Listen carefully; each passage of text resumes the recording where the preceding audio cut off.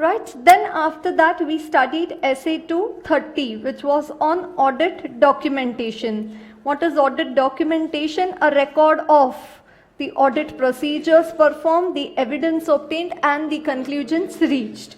Right, then we talked about the first question in that essay, the nature and purpose of audit documentation. Okay, why audit file should be made in an audit. Right, so main purposes served by audit documentation, basis for conclusion that the overall objective of the audit has been achieved and that the audit has been planned and performed in accordance with the standards and legal regulatory requirements. And additional purposes served by audit documentation, assist the engagement team to plan and perform the audit, to direct, supervise and review the work done, accountability for work done, record of reference for future audits, quality control reviews and inspections, and external inspections as required by legal regulatory requirements. Then we talked about the form, content and extent of audit documentation. And 7 points in the form, content and extent of audit documentation. The audit file should describe what were the audit procedures performed, evidence obtained, conclusions reached, matters communicated to TCWG, any departure from any essay, any new audit report issued in exceptional circumstances, and any inconsistent other information. And then we talked about the factors affecting the form, content and extent of audit documentation, means the factors affecting the file size. Okay, when will your audit file become fatter?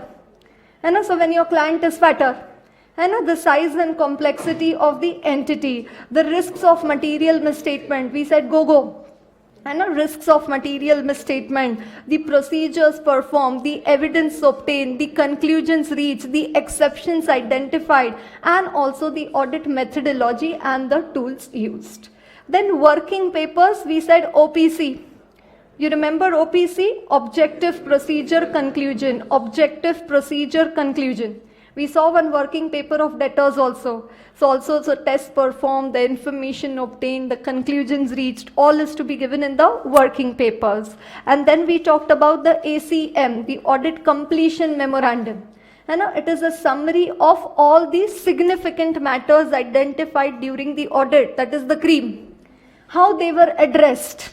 And that includes cross-references as to where the related information can be found in the audit documentation. Any essay not followed, you can mention it in the ACM. And again, what is the big time advantage of the ACM? Efficient, effective reviews. Right? And audit documentation is whose property?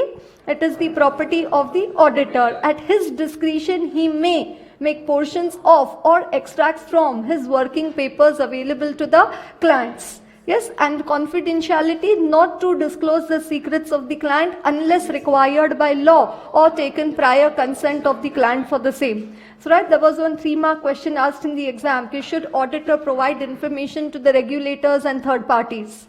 Right, so one, what did we say? As per Chartered Accountants Act, you're not supposed to breach confidentiality. Second, also as per SA 200, you need to comply with confidentiality requirement.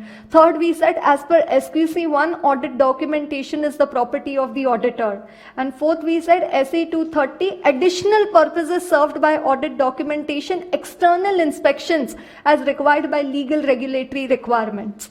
So what does it say? The auditor may provide access to